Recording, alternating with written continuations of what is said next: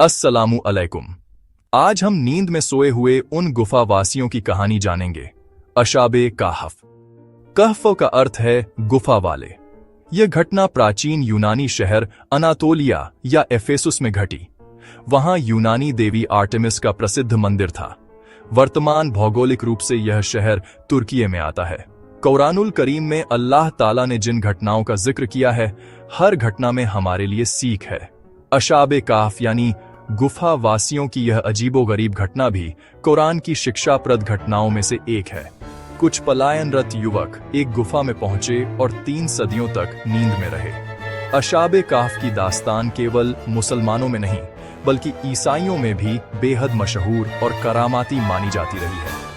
आइए तफसीर इब्ने कसीर और कससुल कुरान की रोशनी में इस शिक्षाप्रद घटना और इसके सबकों को जानें।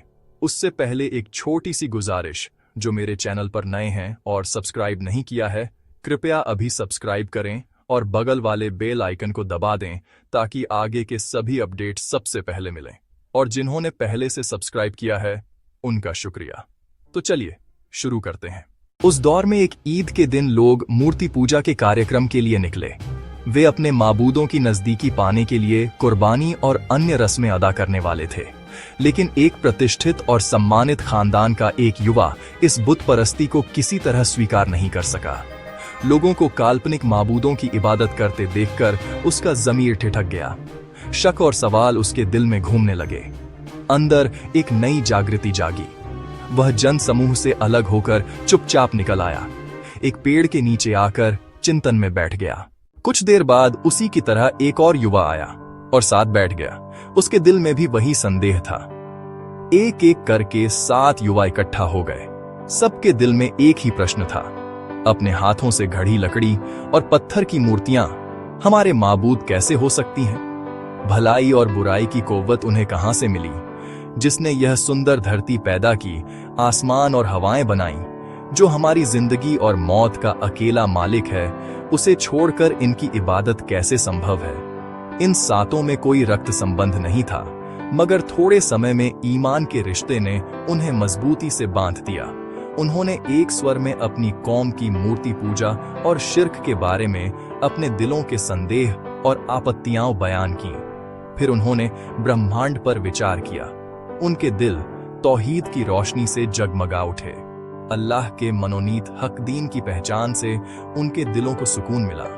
उन्होंने तय किया कि ईमान को गुप्त रखा जाएगा, क्योंकि उनका बादशाह मुशरिक था और रियाया पर शिर्क थोपता था। वे समाज के बीच रहते मगर तन्हाई में अल्लाह की इबादत करते। एक रात जब वे इकट्ठे हुए तो एक ने धीमी आवाज में एहतियात के साथ कहा, मेरे दोस्तों, कल मैंने एक खबर सुनी है। अगर यह सच हुई तो हमें हमारे दीन से रोका जा सकता है या हमारी जान ली जा सकती है।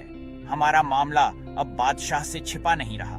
हमारे दीन और अकीदे की बात अब उस पर भी स्पष्ट हो चुकी है। जिस दीन को हमने दिल में बसा लिया है और सोच का अभिन्न हिस्सा बना लिया है, वह अब खतरे में है। इसलिए तुम सोचो और फैसला तुम खुद करो। खबर मैंने भी सुनी थी, मगर मुनाफिकों और जाहिलों की अफवाह समझकर टाल दिया था, लेकिन जल्द ही उसकी सच्चाई साबित हो गई। हम अपने दीन पर कायम रहेंगे। जो मुसीबत आए उसे स्वीकार करेंगे। अल्लाह के हक दीन को जानने के बाद हम किसी तरह पुरानी बुत परस्ती की ओर नहीं लौटेंगे। अफवाह अब हकीकत बन गई। बादशाह को उनकी खबर लग गई। उन्हें घर से निकालकर दरबार में पेश किया गया। तुमने अपने मामले को छिपाने की कोशिश की, लेकिन कामयाब नहीं हुए। मुझे पता चला है कि तुमने बादशाह और रियाया का मजहब छोड़ दिया और एक नया दीन अपनाया, जिसके बारे में मैं नहीं जानता। यह तुम्हारे पास कहां से आया? मैं तुम्हें यूं ही नहीं छोड़ूंगा। मुझे मालूम है तुम शरीफ खानदान के हो। लोग तुम्हारी वजह से गुमराह हो सकते हैं। अगर यह अंदेशा न होता तो मैं तुम्हें रोकता नहीं। खैर, मैं जल्दबाजी नहीं करता। तुम सोचो और मेरे मजहब पर वापस आओ, वरना तुम्हारा सिर तन से जुदा कर दिया जाएगा। लेकिन अल्लाह ताला ने उनके दिल और मजबूत कर दिए, ईमान को क़ुव्वत दे दी। उन्होंने कहा, ऐ बादशाह, हम इस दीन में न अंधी पैरवी से आए हैं, न मजबूरी से, न जहालत से। हमारे सलीम ज़मीर ने हमें पुकारा और हमने लब्बैक कहा। हम ज़मीर की रोशनी में चल रहे हैं। अल्लाह वहीद ला शरीक, उसका कोई शरीक नहीं, हम उसे छोड़कर किसी को नहीं पुकारेंगे। और हमारी कौम अंधेपन में बुत परस्ती कर रही है जिसके लिए उनके पास कोई दलील नहीं। यही हमारी आखिरी बात है, अब आप जो चाहें करें। बादशाह ने कहा, अब जाओ, कल जरूर आना, मैं फैसला दूंगा। वे लौटकर मशविरा करने लगे। जब बादशाह जान चुका है तो उसकी धमकी के बीच रहने का कोई फायदा नहीं। हम दीन के साथ हिजरत करेंगे, भले ही वह इस विस्तृत देश की तुलना में अंधेरा और संकीर्ण हो, एक गुफा ही क्यों न हो।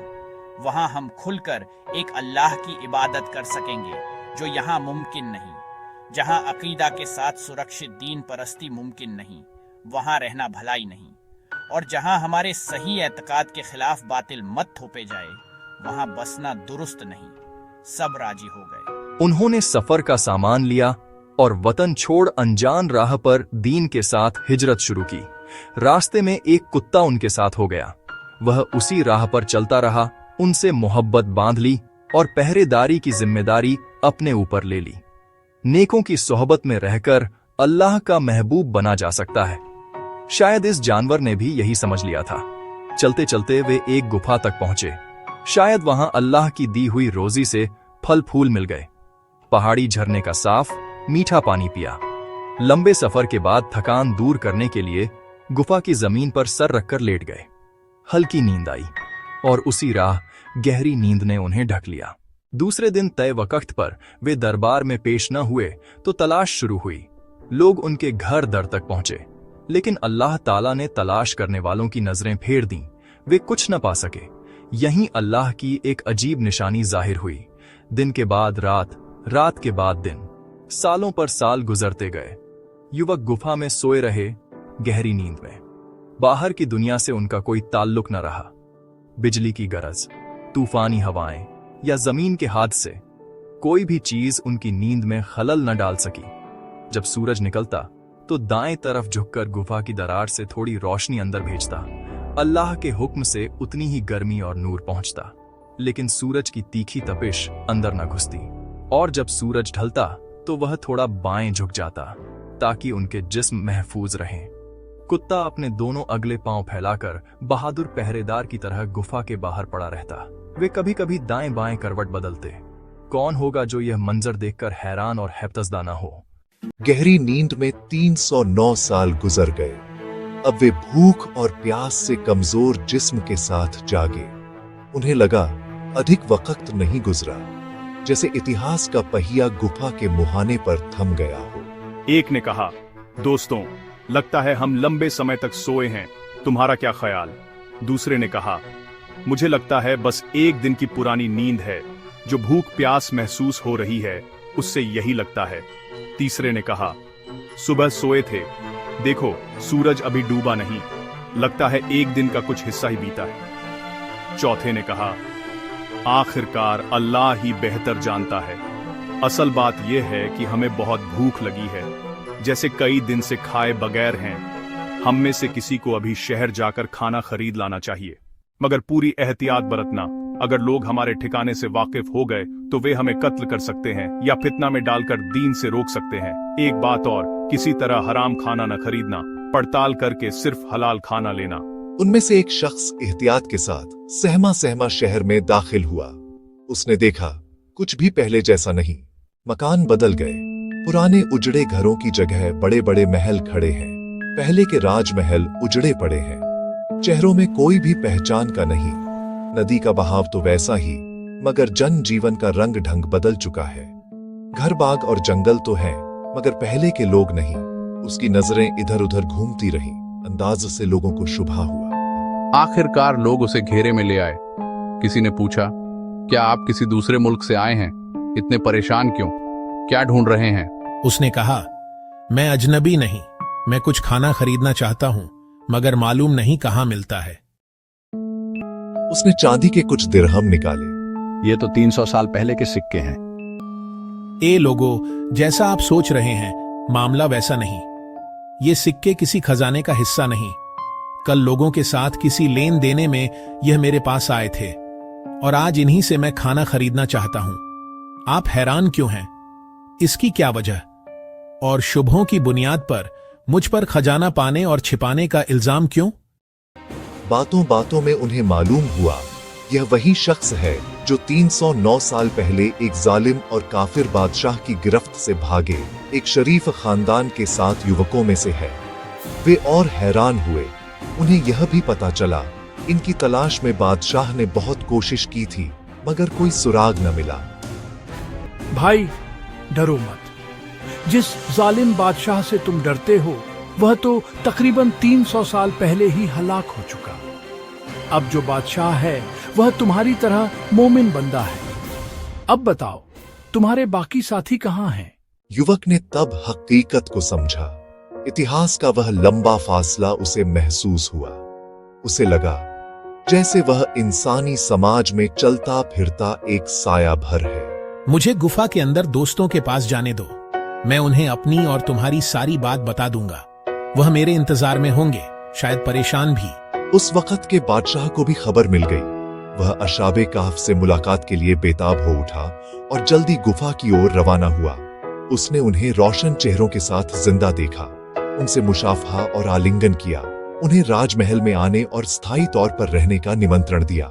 नई जिंदगी शुरू करने में हमारी कोई दिलचस्पी नहीं। हमारे घर बार मिट चुके, माता पिता और औलाद में कोई जिंदा नहीं। सामान्य जीवन से हमारा संबंध बहुत पहले टूट चुका। ऐसे में सांसारिक जीवन की ओर लौटने का फायदा क्या? फिर उन्होंने अल्लाह की कुर्बत की दुआ की, उसकी ओर लौटने को पसंद किया और उसकी वसीअ रहमत से ढक लेने की इल्तिजा की। कुछ ही देर में अल्लाह के हुक्म से वे इंतकाल कर गए। रूहें जिस्म से जुदा हो गईं, हमेशा के लिए। सोए हुए उन गुफावासियों की कहानी पर आज की यह पेशकश यहीं समाप्त होती है।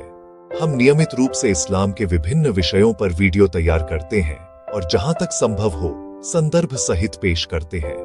वीडियो अच्छा लगे तो लाइक करें, चाहे तो सभी के साथ शेयर करें और नए वीडियो नियमित पाने के लिए चैनल को सब्सक्राइब करें। अस्सलामु अलैकुम व रहमतुल्लाहि व बरकातुहू।